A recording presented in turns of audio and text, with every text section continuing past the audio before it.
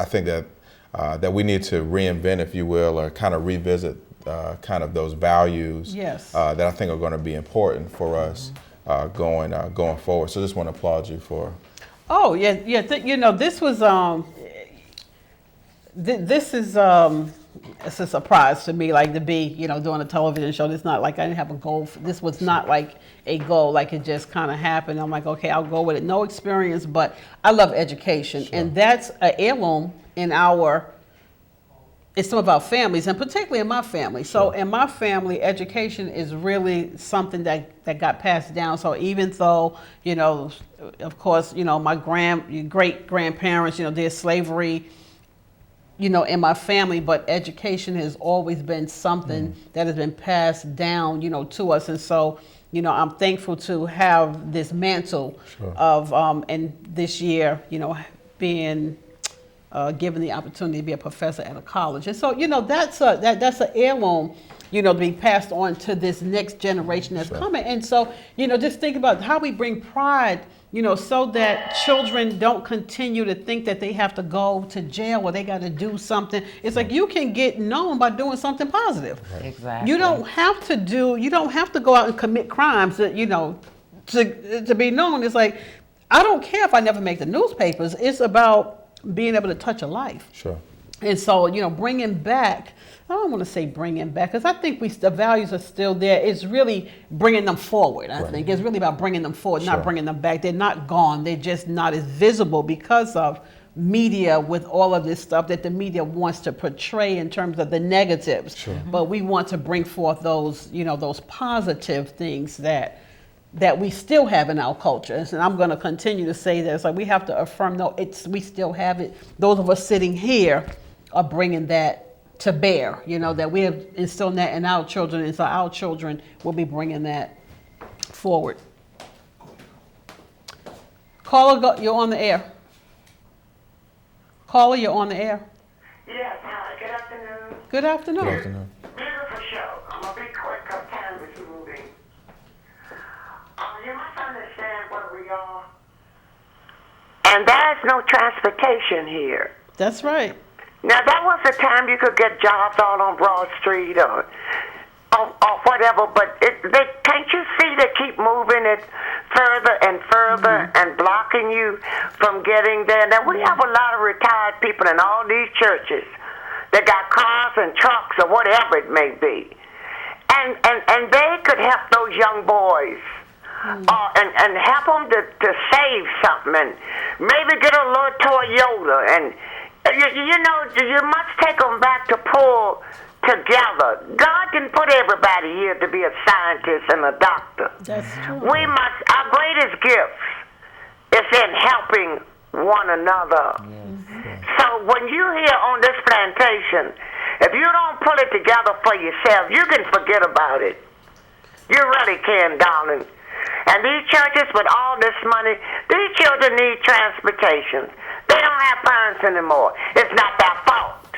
We can't look at them. We didn't bring them here. God put them here and said, deal with it. This is not a bed of roses. You won't get to heaven like that. I bless all of you. Thank you so much for calling in. And that, go ahead. Can I speak on that? I think what people fail to realize, and I think I totally agree with the caller, transportation is so important. What happens is, in urban sociology, we talk about this quite a bit, urban studies in particular. There's been a change in the economic development within our country. Sure. We all know about globalization. We used to be an industrial nation. So you see cities like Detroit, Milwaukee, my hometown, Chicago, places like this that were big industry. Okay, industry has now been shipped overseas because of globalization. Sure. Companies don't want to deal with unions, which overseas in China and places like that, that's forbidden. And so they're shipping their jobs over there, so you don't see much industry, which didn't require much education, but physical dexterity and strength to do the job, but you also made a good wage. So now we're in a service-based industry, which is basically it's two-tier. Either you're going to be on the top or you're going to be on the bottom. The top are those who are the computer programmers, the bankers, those in the higher, educational required fields. And then the other service-based industry people are those who are going to be the waiters and those working with customer service. Well, in sociology, we talk about the spatial mismatch, and what you see is while a lot of our jobs have gone overseas, a lot of them have also gone to the suburbs because they're not having to pay as much in taxes. And so the bus system doesn't run that way. Right. Sure. And that's by design. In Virginia. And Right. well, in Milwaukee, in Chicago, a lot of cities, but that's by design because people in the suburbs typically don't want the bus system coming out there because that way It's going to bring them a certain element. So again, it's like it Exactly. goes back to how we view people. Okay, we have a Exactly. caller that's on the air. Caller, you're on the air. Yes, how y'all doing this evening? We are doing Okay. well. Oh, great. I think this is a beautiful program. But I think what you keep the lady on the, let's see, you be on my left to the right. Okay, the lady on my right.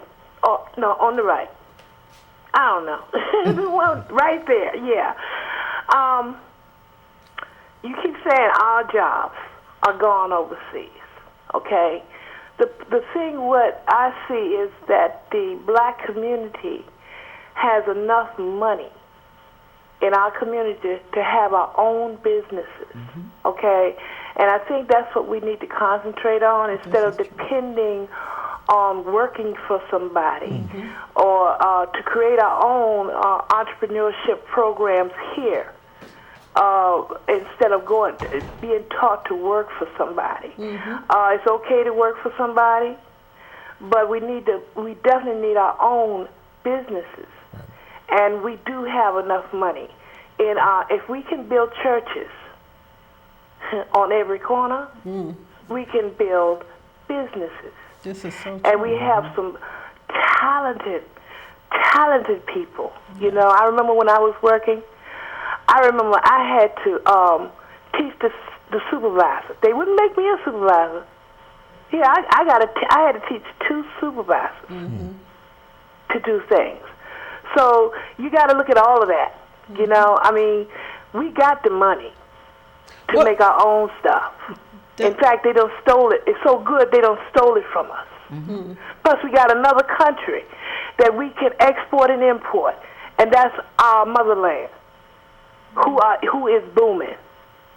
So we got all this that we can do, because we do have a lot of. In fact, those businesses that are out there right now that we go to, you know, to go shopping, they're waiting for our money. Right now. Right now, they're going to get rich because of us. And Christmas. I totally agree with you. And one thing that happened in the U.S. though during the late 50s and 60s when they had urban renewal, they were very successful in bulldozing a lot of black communities where we did have prosperous businesses. Right. You know, and they put freeways through there. And that was intentional. That was systematic. Of course. And of course. in urban sociology, you know, they call it urban renewal, but we call it Negro removal because that's what it is. That's exactly what it is. And that's exactly what has happened. As far as us starting businesses, I think that would be phenomenal. I think that we definitely participate in conspicuous consumption. We are definitely connoisseurs. But you do see a lot of foreign investment in our community, and that's because there are certain initiatives and tax incentives that they're given when they come over here that we're not privy to. Now, if we had a lot of our veterans, which, you know, a lot of minorities serve in the military, they could get loans, you know, through the VA to begin a business. And I agree with you. I think economic development in our community is so important. And we have to do more. Cooperative economics. Yes, ma'am. Where we all come together. The businesses have to realize that their brothers and sisters not their competition. Okay, so caller, we thank you for calling in. We have Thank you. Thank Thank you you. so much. Bye-bye. Bye-bye. And so we have 5 minutes left, you know, of this segment, and this has been a very wealthy conversation in terms of just sharing and just shedding some light on this whole idea of not just, mass incarceration. Caller, you're on the air. I enjoyed what the young lady said. I read something in the Bible when the children of Israel got into the promised land. Moses said, he said, now if you're a great people, cut down the wood country. In other words, we got stuff in front of us. I think we need to get away from telling people to work for people. Mm-hmm. I don't tell my nieces. I tell them to start their own businesses. It was different when I came along, but you got to tell people to start their own business, get loans, and learn some business sense. And we have more doing segregation than we got now. Exactly. Amazing. I think that we have so much today that we take it for granted. Mm-hmm. And so if my co-host was here and, Michael is away doing something else, but he is the small entrepreneurial enterprise development, and he would definitely be promoting entrepreneurship because that's what he promotes. And, we still have entrepreneurs, but definitely during civil rights and even out of slavery, our ancestors had businesses, and they had very lucrative businesses. And so I don't know what happened to tear away at the fabric of us, wanting renewal. To be, in business for ourselves. And so, caller, we thank you. Caller, you're on the air. Thank you. I just want to piggyback off your last callers where we as a race of people, we talk about supporting ourselves. And I'm not African American, but we are one of the race that least support one another that I found. And we need to heal from what we say our forefathers, all of them have gone through, and understand this is a new day, that if we can come together and heal on one another and support one another, not backstab and with the crab mentality, always pulling each other down. Other races come together and live in a small house, and they network with one another, and they raise up various, employment opportunity for themselves. But we get together and we backstab, we tear down one another. Caller, Caller, we thank you for calling, and we're going to have to wrap the show up. We have two other calls that want callers holding on, and so I really appreciate you sharing your thoughts with us. Thank you. Thank you. Oh, that's fine. I just wanted to say that. It's I appreciate you calling in. Thank you. Caller, you're on the air. Got to wrap up. Oh, okay. So we are at the end of our show, and this has been like really dynamic. I really enjoyed the energy here and just what you all have brought, to this. And so a few minutes ago, you mentioned what we could do. What we could do, just in terms of addressing this issue of mass incarceration, how we can be a community. Well, I don't want to say be, because we're still a community, but how we can strengthen our community by addressing some of the social ills that affect our communities at large. And so we thank you, Dr. Hodo, for joining us, and Pastor Emery. Thank you. And Jacqueline Pitts, our author. We thank you for joining us this evening. We will see you again on the Seeds of Wealth and Wellness. Good night. Good night.